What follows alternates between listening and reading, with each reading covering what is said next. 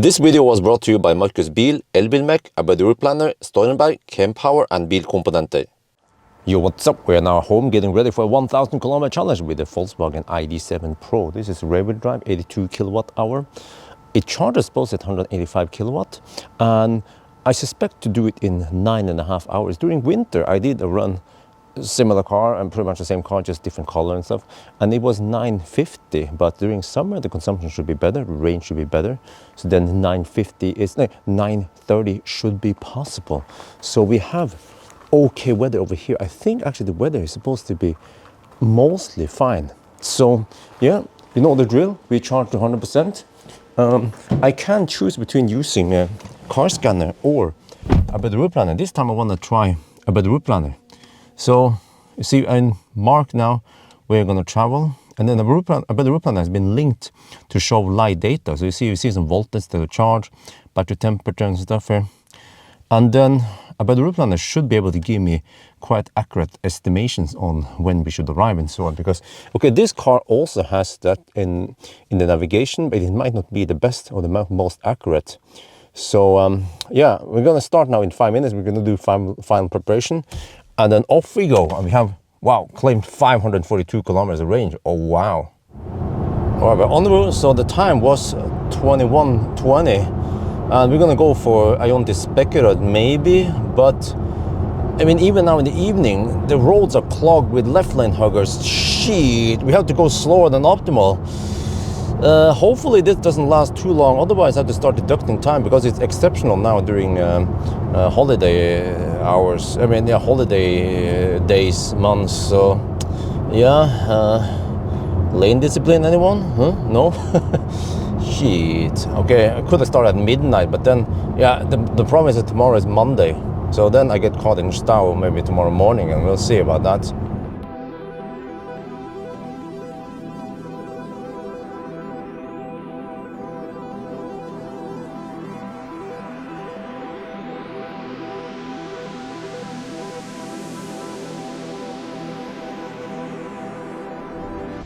We are now at Svinesundsbroen, and you know, according to a reference run I did at night with no traffic, we're supposed to arrive here after 1 hour and 16 minutes. Today we arrive here after 1 hour and 22 minutes. So we were actually delayed by 6 minutes.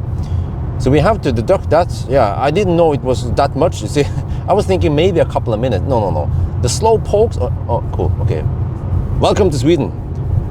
The slow pokes actually slow you down that much. Wow. All right, now we're in Sweden. Hammer time. But right now, a ABRP planner claims that I can reach Kungsbacka with 13%. What the heck? Look at the consumption here. We have 185 watt-hour per kilometer. That is incredibly good. We've been hammering it. Okay, we had to pass through Oslo, but you know, most cars, well, especially SUVs, they'll be at 250 watt-hour per kilometer by now. But at least, let's say sedans or whatever, they would still be way over 200, maybe 220, right? This car is just incredibly efficient. And also, another bonus is, look here. I just learned that if you go here, we have the massage. If you go here, the program, if you choose pelvis rotation or pelvis activation, you will actually get, wait for it, no, not way back. So what the heck is that? No, I want pelvis rotation. There. Look at that, we get butt massage. Oh shit, I have butt massage. Come on, massage my butt cheeks. Oh, I'm sold, man, I'm sold. I love this car, I want it.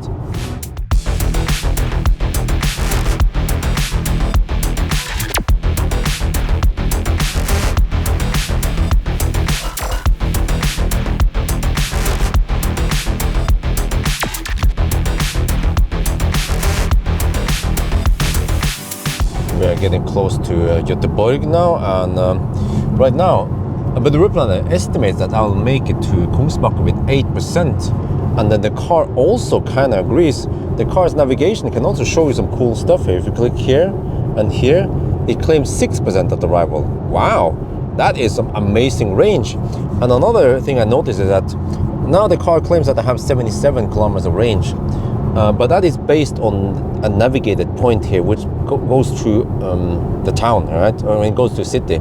So watch what happens if I cancel navigation. Look at the number here, 77, 65. So then why the heck did it drop? Well, because suddenly now it is not based on any navigation. So then it's just basing it on the motorway stretch. So this is smart, and it's right on par with what BMW and Mercedes is also doing.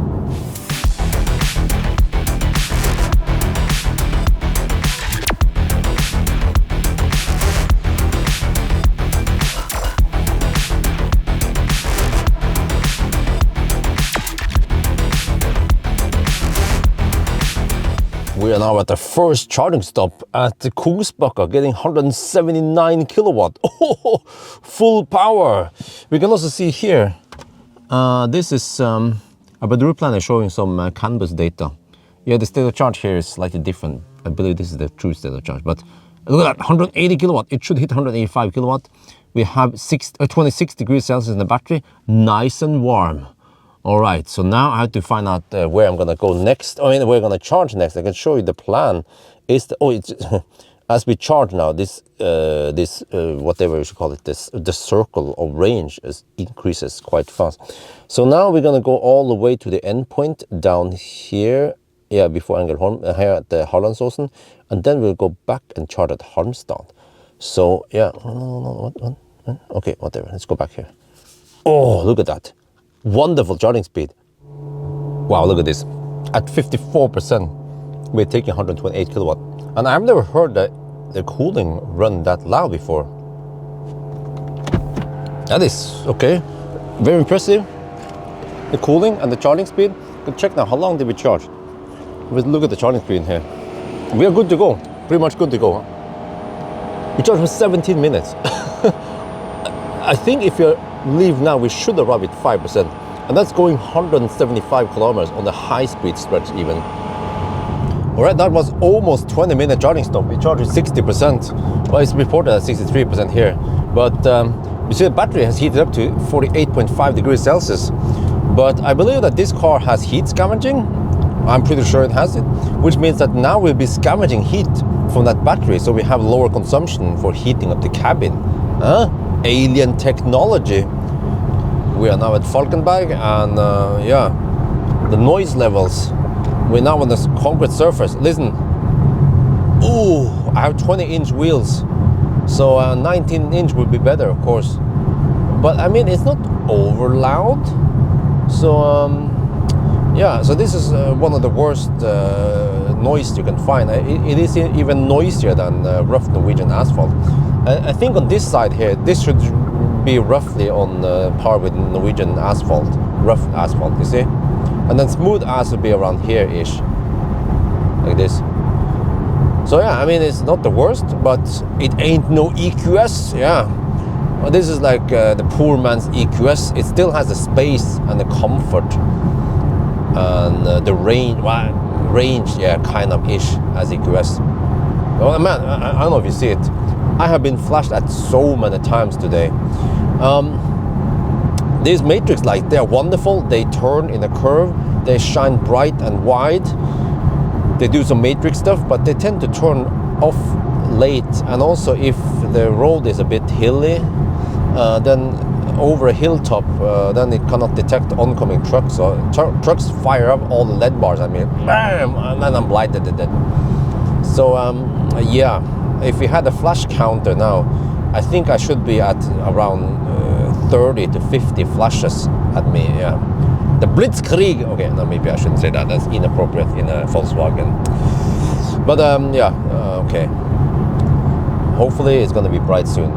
But I don't want to turn off the the auto high beam thing, because it still lights up the right side very well. So yeah, and I'm camping in the left lane because the right lane is going to be noisy. I can show you here. Oh yeah, oh yeah.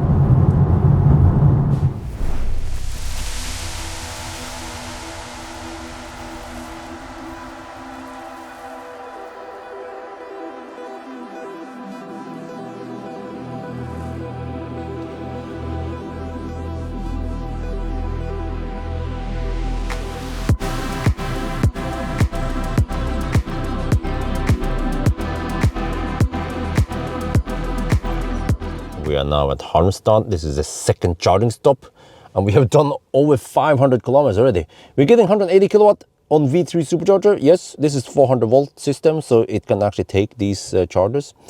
Very nice, man. Super consistent charging speed. We can see here that ABRP planner reports the battery is 29 degrees. It was at 25 degrees.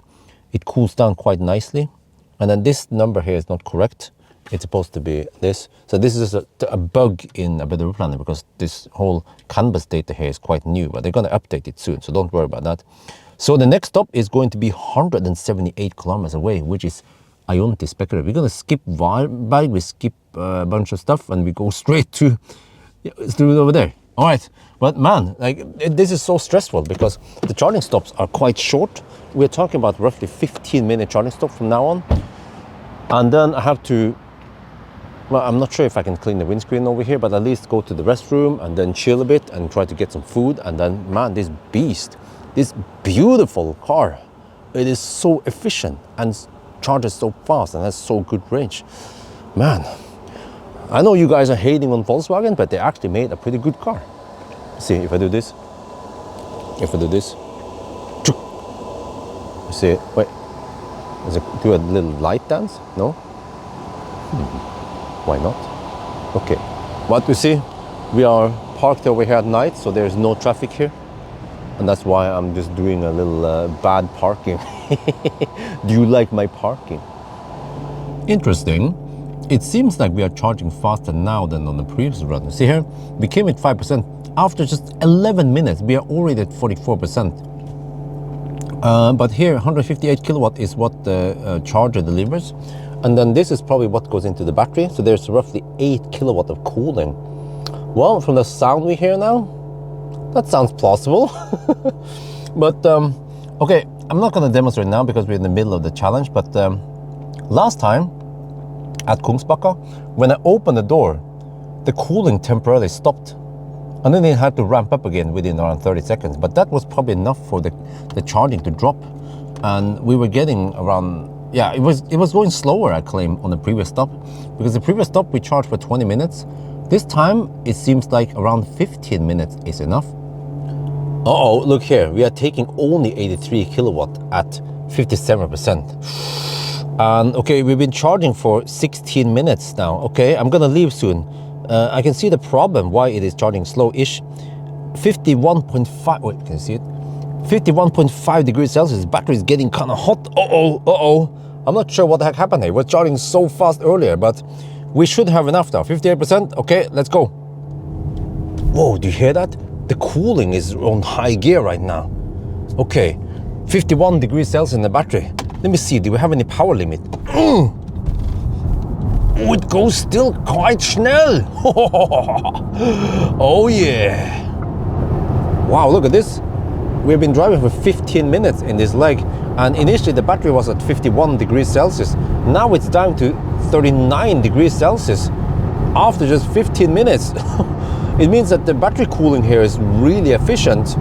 I'm not sure how much power it wastes on it. Maybe it's doing some kind of OnlyFans because, see, it's 14 degrees Celsius outside, but this is also what I experienced with the other MEB car, the Volkswagen ID4, which had a broken AC unit, but I successfully did a 1,000 kilometer challenge. Yeah, and it still didn't replicate. Okay, it replicated slightly, similar to what we had here, but it finished the challenge without really sacrificing much on time. So it seems like this generation battery pack that we have in these cars, they have good cooling, and that's probably why they also charge quite fast.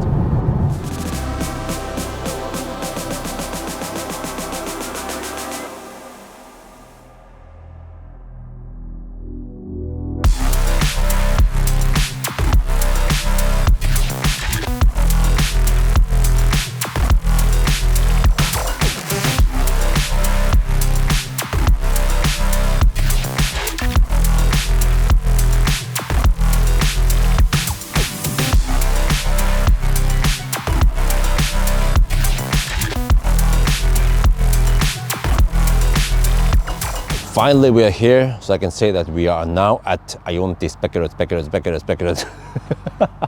Okay, second to last charging stop. We had 3 charging stops, and it's going to be 4 total. So yes, we are pumping in. As always, let me check now. First time we stop at Ioniq for today. You see, every time, boom, 500 amps, 182 kilowatt hour per hour. Wow. Wait, it means that I have to hurry. Well, I went to the restroom, grabbed some food at Circle K, came back, and this time it seems to charge faster and it doesn't seem to overheat. You can hear the cooling is going quite aggressively now. Oh, it hit 50 degrees Celsius. But, you know what? It is colder now than previous charging session. It's 13 degrees Celsius. So yeah, it seems that the cooling is better at rejecting the heat right now. Okay. I think we need around, well, actually, how much do we need?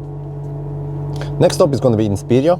Okay, the car claims that we can make it there with 12%. Okay, I want to have a small margin just in case. What about a better route planner? A better route planner is lost as usual. Doesn't tell me how many percent I will arrive with. What did I not navigate, or what did I do? No, I navigated. Okay, whatever. But we're gonna end it soon. So let me just check on. Yeah, look here, the charging session. Wow, 15 minutes, and we are pretty much good to go now. Huh? Wait, since I'm gonna unplug anyway, I'm gonna try to provoke that thing. You know what I did? I did it like this. I never closed the door. Supposedly, if you do this, you might mess up the cooling temporarily. Not by locking it, but by unlocking it. Look now. Enter the car. I sit in here. Listen, the cooling stopped, and that might mess up the session. And suddenly, we're down to 97 kilowatt. And then it takes a couple of seconds to ramp up the cooling in, and that heats up the battery. So this is something they should fix. Just because you open the door, don't stop the AC cooling. Keep cooling. There, you see? This is what happened in the previous 2 sessions. So the ninja trick is to keep the door slightly open than this, and you just stay around the car. Yeah, okay, but let's leave now.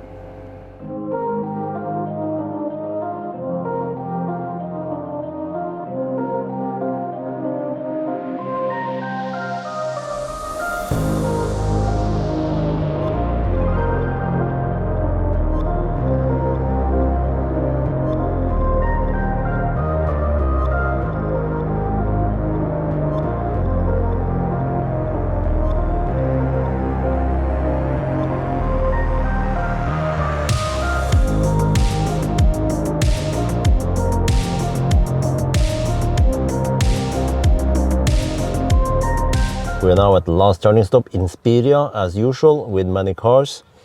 This is a bit weird. This charging screen, I mean, this is misreported because it's still kind of beta on a better route planner. This screen here doesn't show any charging speed, just percent ID software, anyone. But in the optimizer, you can see that we're taking 184 kilowatt.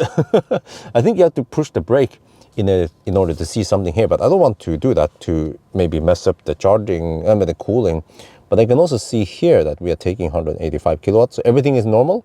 I have to double check this because some supercharger V3 stalls, exposure is, some V3 stalls, they have broken cooling in the unit, the dispenser, so then it's limited to only 37 kilowatt. But here it's fine. So now we need to top up maybe just 10 more minutes, or less than 10 minutes. And the final stop now will be Home. And you see, we have to drive only 130 more kilometers, but this car underreports by 0.2%. So strictly said, we have to go to 998 kilometers, but we're probably just gonna go for 1,000, yeah, just for the countdown. But we could deduct 1 minute roughly, yeah, if we care about that. But we are now 5, 6, 7, 8, we are roughly at the 8-hour mark. So hopefully this will still be a 9.5-hour run, right? Okay, so the trick, as always, when I stop and charge, is that I don't want to mess up the charging cooling. So we're just gonna leave the door like this. Then it should not stop the cooling. So, oh man, it's almost 6 in the morning now. Yeah, not sure how it's gonna work out because it's Monday morning, but it's still vacation time, I hope. So, oh, they have battery swap over here now. You know, okay, and then some ancient, let me see, ABB, that is from it from Switzerland? I don't remember. No, or is it from Austria? Those are ancient stuff. And then, okay, the tritium, that is from Australia. But okay, you know, maybe I should redo NIO 1000 kilometer challenge, because traditionally I would have to top up somewhere charging, which is slow, and then battery swap at Varberg. But with this one, and maybe, I don't know, Vestby and some stuff, Kongalv, maybe we can do a pure battery swap 1000 kilometer run. The only problem is I need to stop at pee and eat. Yeah, and I cannot leave the car while swapping. So, you know, the battery swap is quite fast, usually 5 to 7 minutes to swap, but this beast of a car over here, it can charge really fast. And the advantage here is that while you just plug in, while you're charging, you can do something else. You don't have to be in the car. So it's almost like no compromise, you know. Plus that these chargers, since this is not an 800 volt car, it's not that picky on where you charge. You can charge on supercharger, which is plenty of them, Ioniq, or whatever, almost Kempower also, and it still goes really fast. Well, according to the map now, we can make it back home if we can trust this, of course. But well, except for that, we are 125 kilometers away from home, but we have to drive past home a little bit to finish 1000, and then we drive back. Yeah, that's the name of the game nowadays. But the data here is suddenly gone unless you press the brake. But then if I press the brake, I might mess up the charging. But look here, since charging fills up the whole space here. But if we go to since start, it says since ST, and then we have a little blank. Long I think Volkswagen knows about this. Yeah, we're gonna fix it on the next update. Hey, what the heck? This time the battery is at only 45 degrees Celsius. Huh? But okay, anyway, we should have enough now.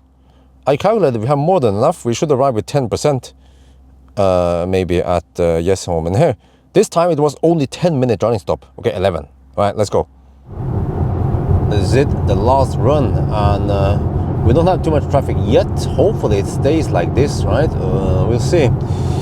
So the way we do it now, time-wise, is that you take current time plus 2 hours and 34 minutes.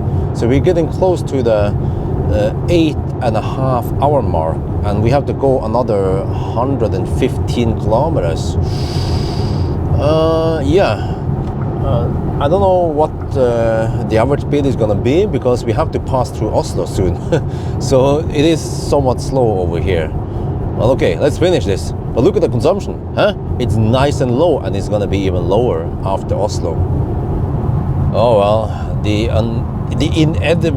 inevitable, whatever it's called, has happened. We have hit the Norwegian Left Lane Truckers Club. So in this case, since it's kind of rare case, exceptional, I will deduct for this, correct for this, because normally I can avoid this. It's just, yeah,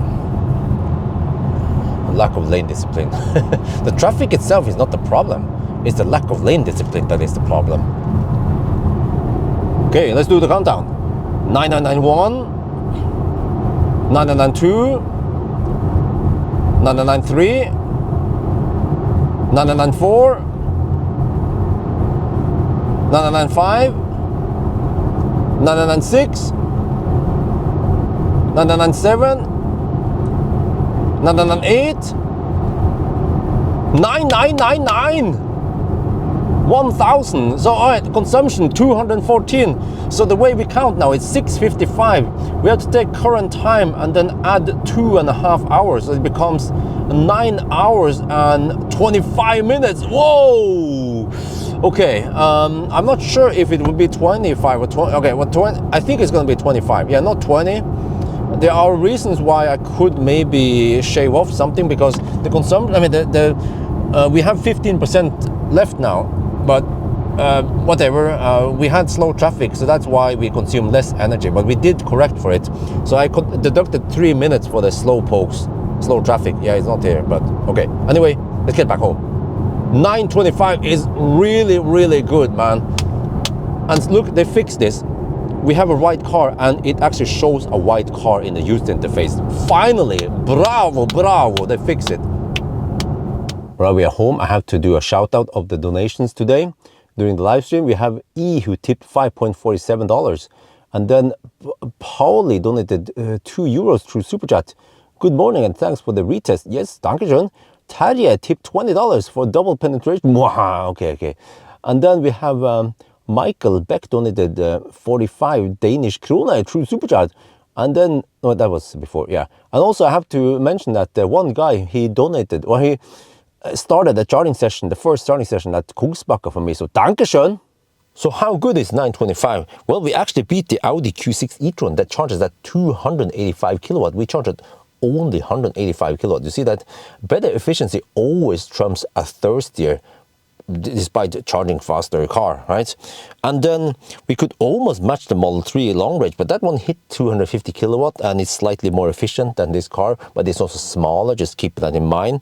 And then the ET7, okay, that was done during winter, but it had battery swap, so it was kind of cheating it like that, right? And then the i4 eDrive 40, it was faster, but it's also a slightly smaller car in terms of space, you know. And then we have some Model 3, and then we have Model S, but that's a bigger battery and also more expensive car. And then EQS, especially EQS, is a lot more expensive. So, you know, this car places at the very top 10 at least, and roughly top 10, and it can do it so well without costing too much. In Norway, this press car costs 650,000 NOK, and you have the space, you have the comfort, you have the butt massage, you have the awesome headlights that gets you flashed at all the time at night. You have Harman Kardon sound system, you know, you have a good seat, fairly good infotainment. ID software is getting better and better. You have some cool features where you can estimate how many kilowatt you will arrive with. You can manually preheat the battery, you know. It has heat scavenging, it's quite efficient, and it has the big hatch in the back here. So yeah, I know many people don't like Volkswagen. Yeah, then this car is not for you. If you can't afford a car, this car is absolutely not for you. But there are many people who watches my channel or watches these videos that they are interested in Volkswagen ID7 as a family car, and I can tell you, this is a wonderful car. I would love to own it if I could afford it myself. But even if I could afford it, okay, it's a different case for me because I'm a car tester, but at least for you guys who are looking for a good family car, then I give this car 2 thumbs up. I love it, man. It's awesome in many ways. It's not perfect, okay, as always, it's not perfect. It has some bugs here and there, to be honest, but overall though, no car is perfect. Other cars, they also have bugs, but this is a really good car for the money. That's what I'm saying. So anyway, I think that's going to be it for now. I hope you guys enjoyed this video. As always, thank you for watching and talk to you later.